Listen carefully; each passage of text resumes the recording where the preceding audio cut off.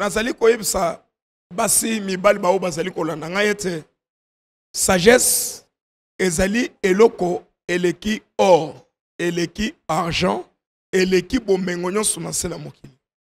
C'est pourquoi tozali côté ya sagesse, sagesse oyo ya mokili te, sagesse oyo ezali ya nzambe. Sagesse ya nzambe ezali ya mutu akende koyeba ete na mokili oyo okoki jamais ko combattre mutu azali ko soutenir yo.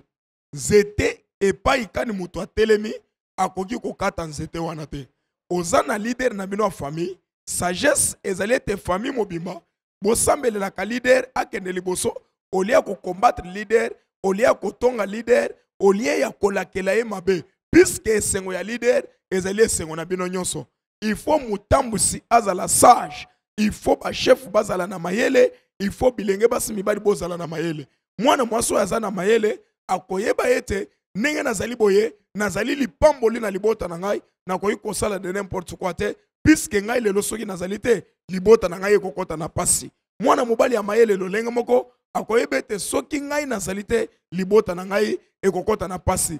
Zala mayele ya kobatela mbongo zali na yango, zala mayele ya kobatela musala nzamba pesio, zala mayele ya kobatela bana nzamba pesio, zala mayele puisque mutu na mayele nde atonga kandako. Zala sage, nazana besoin église ya civile et toi na baso bazala mayele, bazala mayele. Na l'église ya civile et toi na mayele yo bazala nini, bazala mayele. Alléluia église. Amen. Alléluia église. Amen. Alléluia église. Amen. Alléluia bayenge. Amen. Sonika église et toi de bibalo bazana maye, bazana maye. Ozana mwana azala na maye lebele na classe soutenir mwana wana sana nini ataka na classe. Même ataka otaka mingi te. Comment ça maye ataka lobi ya mosala nini akosoka za papa polo. Amen.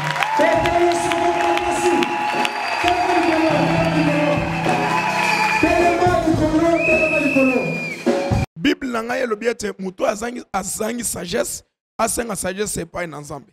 Nazali kosenga bien aimé, yo mutu ozali kozanga sagesse, senga sagesse epai na nzambe, nzambe akopesa sagesse.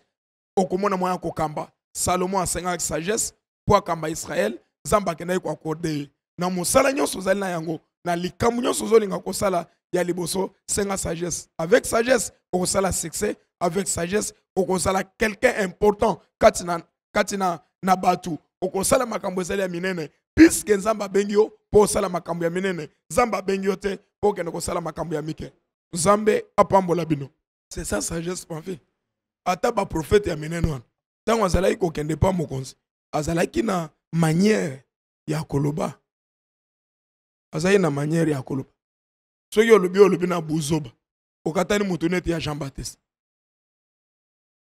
Apôtre, est-ce que sagesse toki confondre nango na flatterie te? Te, sagesse. Oza bato mususu azoya okanisi eza sagesse mais flatterie moko ya kosakana te. Sagesse. Comment différencier sagesse na flatterie? Naza koyebisa yo, flatterie na komikitisa baza lokola bana mapasa.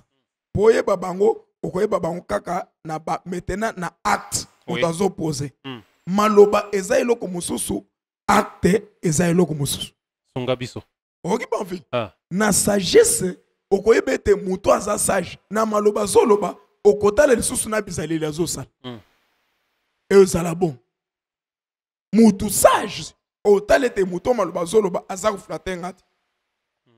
Okoyebela na nini? Okoyebela siko na ba acte azali kopose. Ozala te okoyeba ete mutu oyo aza mutu ya mayele, mutu ya mayele. Mutu ya mayele akoluka faire avancer ezala chef na ye, mutu na mayele akoluka faire avancer ezala ndako na bango, mutu na mayele akoluka faire avancer même mboka na bango. Ah bon? Nasa ko ça. Mutu ya mayele il veut que chef na ye amata makasi, ayoka na makasi. Mais flatteur esukaka na nzela. Puisque mutu na mayele ayebi ete soki chef wa mati ngai pe na sali nini na mati. Soki osimi mutu na liboko pamphile otomboli liboko boy. Liboko na ende eza likolo te. Ya yo pe esali nini emati. mutu nyonso alobaka mpo na chef na ye alukaka lukumu na ye moko. Naza koyebisa yo.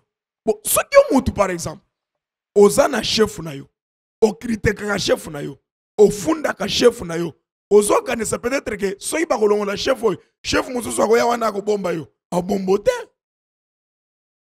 Abombo te. Mokonzi ya Egypte oyo azongaki oyo ayebaki Joseph te, libota na Joseph bakendaki kokota kati na pasi. Yo yebi ete ntango balongoli moto ozofunda oyo ayebaki yo, oyo akoya oyo ayebi yo te nde oyo akobomba yo. Mutu na mayele akolinga ete asoutenir mutu na ye oyo aza na ye, oyo azosala musala de façon ke musala na ye wana soki aza protégé na ye pe aza protégé. Soki musala ekufi na ye pe asali nini alongwe. Mais oui. Donc, un homme qui manque la sagesse, il peut combattre son chef, oubliant que bonheur à chef na pas bonheur na ye. Mais naza ko ebisa yo papa na yo acheyo caissière. Soki entreprise, soki ya ministère, ozui o détourner bon. Ozama parce que bengani papa na yo na yo okay. Na yo pe okay. C'est-à-dire mutu na mayela ko lobete te na ko bebisa wate, il faut na soutenir papa. Na ko sala de n'importe quoi te, puisque papa na ngaza chef. Puisque na osala mabe nyonso na osala ekoko elikolo na tata na ngai. C'est ça sagesse. Vous avez dit quelque part qu'un homme sage fait prévaloir la valeur qui est en lui. Il protège les dons qui est en lui. Et puis, Moutou sage, a protéger les cabos na katinaye. Est-ce que Moutou a dénicher facilement les cabos na katinaye, ce qui Moutou soit ébissé en côté? Merci beaucoup, Pamphile. Donc, il faut d'abord Moutouye moko. Akende koyebete nazana les cabos ensemble. Puisque Bible lobi, ceux qui m'ont aligné comme ça, il faut comme ça d'abord na makambu ya ye moko. Mutu sage akoyeba ete ndenge na zabo ebatu balingeli nga nini. Okuta mutu balingeli likolo na koyemba. Na église tango zoyemba batu nyonso bazo sepela. Mais okukuta mutu wana tiki makambu koyemba. Akomi sikoyo moninga ya batu wana. Mais tango koyemba lisusu te moye batu bakeno kolingo lisusu ezate. Mutu bayebaki yo ke oza prophète kati na église. Soki bato bazo respecter yo ezali à partir ya don prophétique. Oui. Mais soki sikoyo ozo négliger don wana osalela ka so ba gente omi pesaka ba discipline te ko tambola na bobangi nzambe ete don wana ke ndiko fonctionner. Mais bato bakoya lisusu pa noter. Bato bakoya te Pamphile. Donc bakomona so intérêt te. Na intérêt zate. Mutu azo bosa na ete batu bazoyela ngai te bazoyela nde likabo na ngai. Batu bazokobosana comme si bazoyela bango te. Soki mutu abimi mbinza aye wana badara ayeli nga ogimu impete ayeli likabo nzamba chekati nanga. Il faut likabo wana na le sango na batela yango likabo wana ezala malamu mpona ko répondre même na ba prière nanga na koyebisa nzambe te nzambe batu bakoya bazoyela ngai te bazoyela likabo oyo che. Pamphile, likabo ezalaka pona kosunga kolo likabo te. Zambe apesaka likabo po esunga batu mususu. Jamais mai ekoki komela mai yango source ya mai ekoki komela mai te. Zete ya mbila ekoki kolia mbila te. Zote ya mbila ezobimisa mbila po batu mususu bali ya mbila.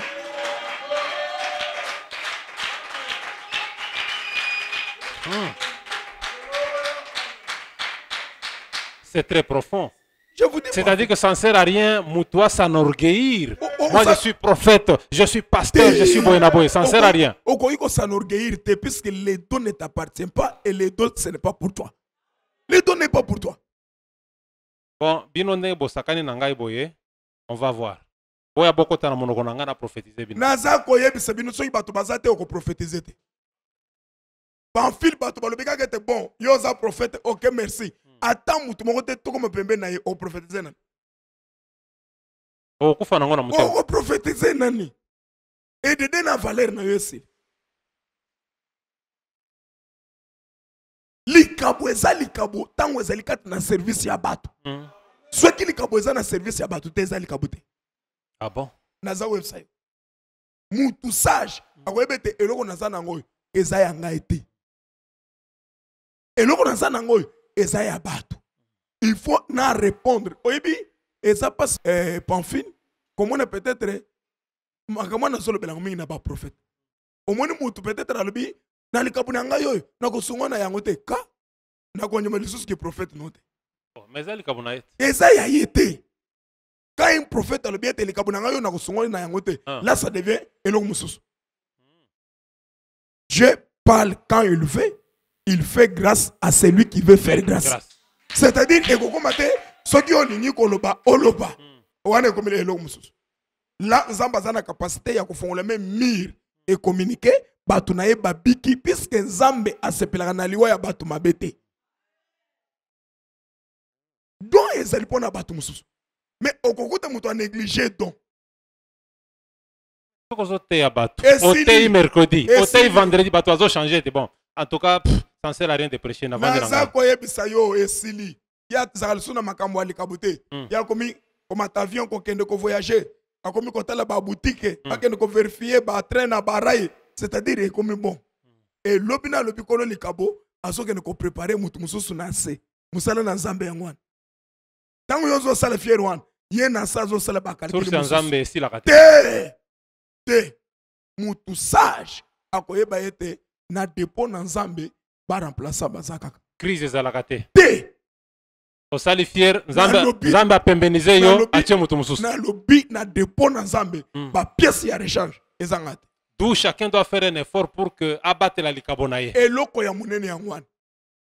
Il faut obattre la likabo puisque likabo ndezo sali eloko sali. Likabo nde epesio mituka. Likabunde pesio mapangu, likabunde pesio mobembo, et loko ya kobatela la makase za likabo. Apôtre Makambo Likabo, ça me rappelle quelque chose Oloba qui pona likabo na kati ya bana basi. Une femme. Basi pe baza pe na makabo vraiment oyo batu nyonso bakoki ko profiter. Une femme. Basi bazana makabo. Naza ko ebiso basi Pamphile bazana makabo. Basi vraiment basi. Oh, naza ko ebiso Pamphile. Ko sangisa basi nyonso te. Comme mibali malamu bazali, mibali mabepe bazali. Comme basi malamu bazali pe, basi pe mabe bazali. Yoko yoko lobate comme baso baza mabe, ba o nyonso baza mabe te. Te. Pamphile eza na basi. Lokola ba Deborah wan. Mais eza basi bazali Pamphile. Namoni oyo ozoba mingi po toza na mois de la femme, obi o sepelisa basi. Ngai na lobaka makambo ya basi kobanda janvier ti na décembre. L'homme ne peut pas vivre sans la femme. Donc moi si pe atelema boye abanda ko prophétiser, moi si atelema abanda ko teya vraiment ata yo moko papa apôtre. Naza ko yebisa yo Bible na ngai eyebisi ngai ke na bokonzi na Yesu mwasi azate mobali azate. Tango na tangi mukanda na ngai ya Nzambe na mukanda na Job na chapitre 32 verset 8 elobi en réalité dans l'homme c'est l'esprit. Na ebite esprit ezalaka na sexe ya mobali to ezalaka na esprit na sexe ya mwasi. Puisque en réalité dans l'homme c'est l'esprit. Balobi sexe c'était. Na ebite esprit on est masculin ou féminin wana yebanite. Kaka oya boya kabasi bate wana. Ayebisa ngai ke molimu na mwasi soki ezalaka. Soki molimu ya mobali ezalaka apesa nga verset. Mais ngana yebi na Bible na ngai elobi ete en réalité dans l'homme c'est l'esprit qui fait toutes choses.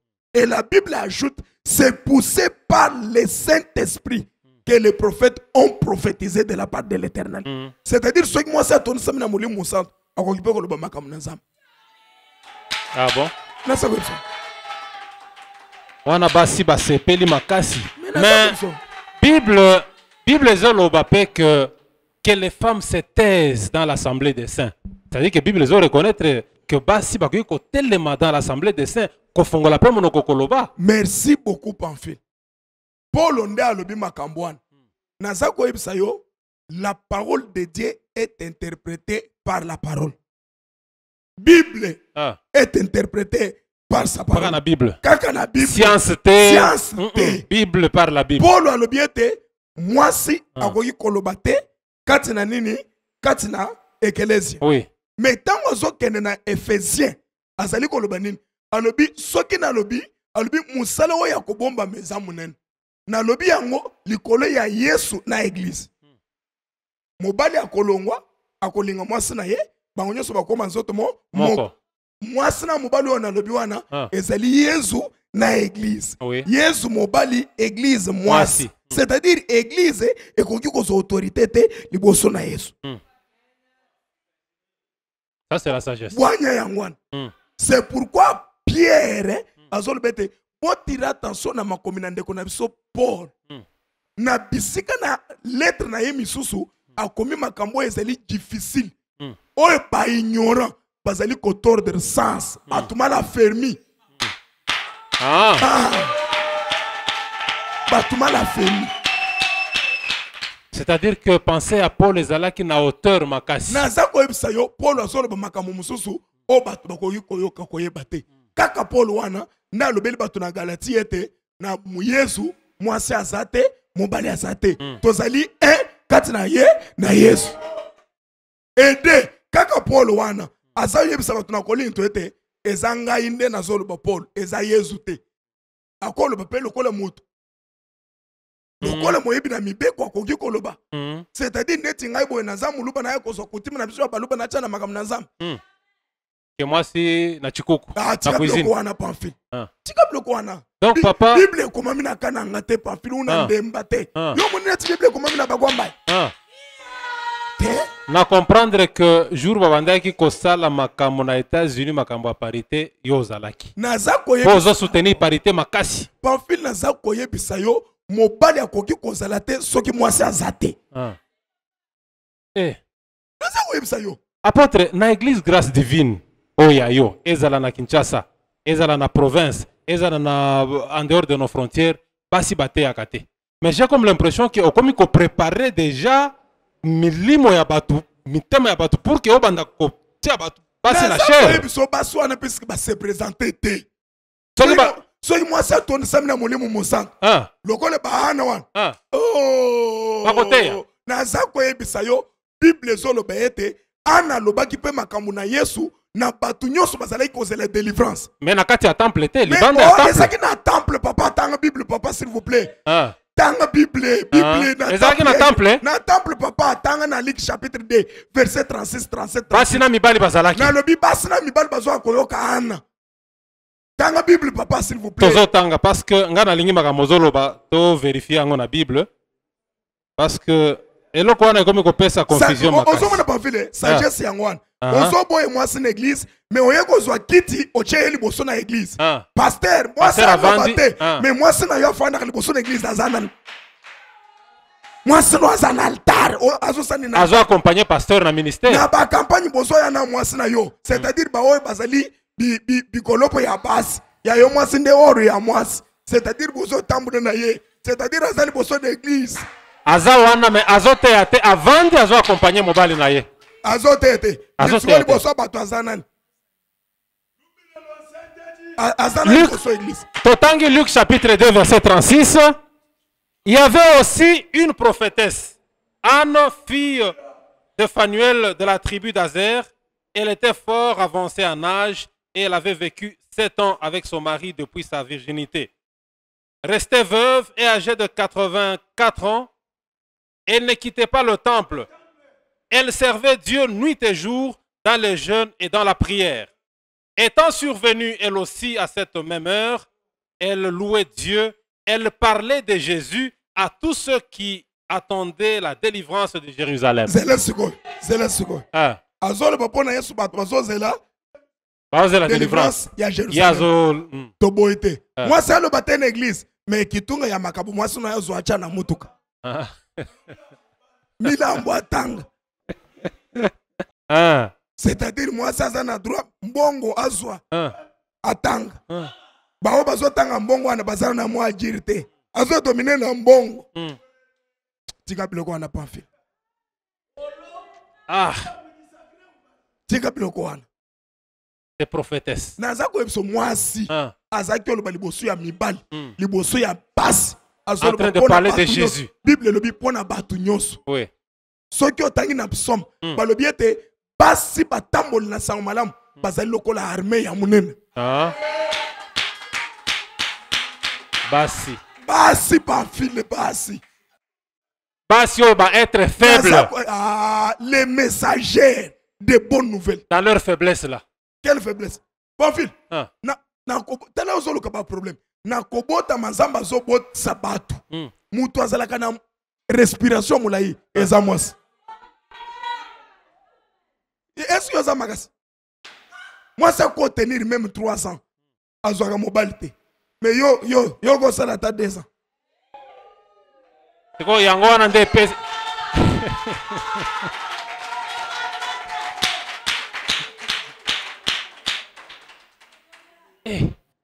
Apôtre ozui kanda bo apôtre lobi makambo basi. Naza ko yebisa yo na koki konjimate. Na koki konjimate Pamphile eloko nzamba lobiete. Il faut que nous fassions aide semblable. Muto ya kokani nanga oya zo songanga. Tout interpréter Bible, lokole loko mokoni ya makambo na bisote. Ceux qui tozo songa na origine de toutes choses. Oui. Zamba lubiete nazo sale le mobali aide semblable. Oui. Aide semblable akozala kaka ya kosonga ngai na kolala na ndako, ya kosonga ngai na kosokolela ngai bilamba, akosonga ngai biso na évangile te. C'est-à-dire ya kosonga ngai kaka asonga ngai kana kosokolela bilamba, asonga ngai na kolala na ndako. C'est-à-dire kosonga ngai na évangile. Évangile na ba quartier de porte à porte, mais à l'église boye. Ana zaki wapi? Ou l'Ancien Testament. Naza koyebisa yo ana azaki wapi? Balobi azalaki na temple. Dede naza koyebisa yo. Côté oyo bato bazote. Bato baza ko enseigner. La parole de Dieu. Quelle parole? Dis-moi soubassement base o bato baza côté bazote. Plupart bazali côté ya likolo ya résurrection. Liwana ko seka na Yesu. Banani ya liboso bakena ko loba yete Yesu aseko. Basi. Mibali bazaki wapi? Apôtre vraiment défenseur ya basi. Mibali bazaki wapi? Même à tata utozolo ba soki ba ko toke na ndako. Mibali babimaka. Ou bien okakete. Écoutez, il y a des bruits dehors, il y a des bruits dehors. Babanga comme ça na banko. Apôtre Tosili émission. Merci parfait. Je sais que les amours de la femme basi va se retrouver va se peli makasi.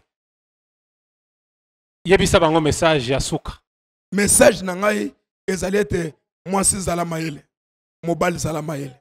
Ce qui okozala mayele, okozala utile na société, okozala utile pour la famille na yo, okozala utile pour la nation, okozala utile pour l'Afrique, okozala utile pour le monde entier. Puisque mayele ezali kotonga, eloko ezo tonga eza mayele. Ce qui ozana mayele, ce qui ozali na sagesse, okozala makambo ya kokamwa. Chef zala na sagesse. Ce qui mokonzo za sage, okoki kotambola na bana mike te. Ozokitsa dignité na yo. Il faut mutu mwana mobali ozala sage, ozala na sagesse ya koyeba kobatela musala. Koyebete musala nde tata, musala nde mama. Puisque tant ozo négliger musala na yo, ozo miboma yo moko. Linga musala na yo mayele ya ngwana sambe apambola bino.